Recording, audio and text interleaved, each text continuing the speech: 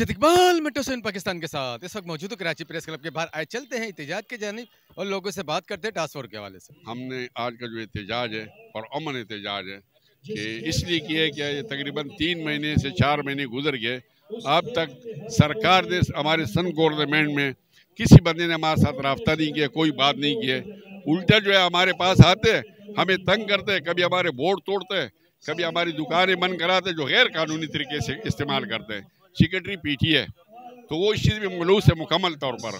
तो हम ये चाहते हैं कि कराची बस टर्मिनल अगर प्राइवेट है तो उसमें हमें क्यों ज़बरदस्ती घुसेड़ा जाता है, क्यों वहाँ से ज़बरदस्ती भेजा जाता है। सराबकोट में का भी बस टर्मिनल है, ओलियानी बस टर्मिनल है, पंजाब बस टर्मिनल है, वहाँ पर हमारे ट्रांसपोर्टर को अपनी जायदाद भी है, वहाँ अपना भी बना सकते हैं।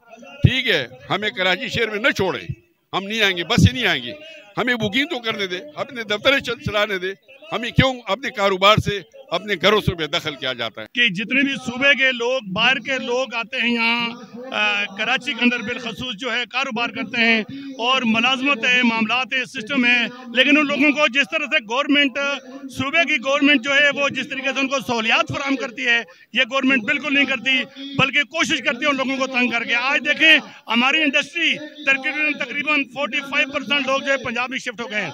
आप यकीन करिए सैकड़ों लोग यहाँ काम करते थे, लेकिन उन इंडस्ट्री बंद होने की वजह से वो पंजाब मतलब ये दर बदर हो रहे हैं और वो मालकान पंजाब शिफ्ट हो गए हैं, बलूचिस्तान शिफ्ट हो गए हैं, KPK शिफ्ट हो गए हैं। तो यहाँ सिंध गवर्नमेंट की बहुत बड़ी नालायकी मैं कहूँगा और इसके लिए मुझे नहीं मालूम कि ये यहाँ पे इस तरह से हाल होगा।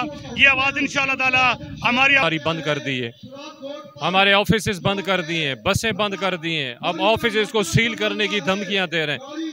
आखिर हम क्या करें, हमने फिर एहतजाज ही करना है। अगर गवर्नमेंट इसी तरह हमारे खिलाफ जगह जगह शटर डाउन अगर हमारे कारोबार बंद करती रही तो हम इंशाल्लाह एहतजाज करेंगे और हम सुपर हाईवे बंद करेंगे, नॉर्दर्न बाईपास बंद करेंगे, मोटरवे बंद करेंगे, हमसे जो हो सकेगा हम करेंगे। इसीलिए कि हम कारोबार कर रहे हैं, हम टैक्सेस दे रहे हैं। मैं समझता हूँ गवर्नमेंट को जितना टैक्स हम ट्रांसपोर्टर दे रहे हैं इतना कोई नहीं दे रहा। इतना कोई सनती इदारा भी अगर हो तो वो भी इतना टैक्स नहीं देगा जितना टैक्स की मद में हम ट्रांसपोर्टर दे रहे हैं। और हम ट्रांसपोर्टर हर महीने हर साल के पहले महीने में पूरा साल का टैक्स जमा कर देते हैं। क्या और आवाम को हम सहूलत दे रहे हैं, आवाम को सहूलत गवर्नमेंट नहीं।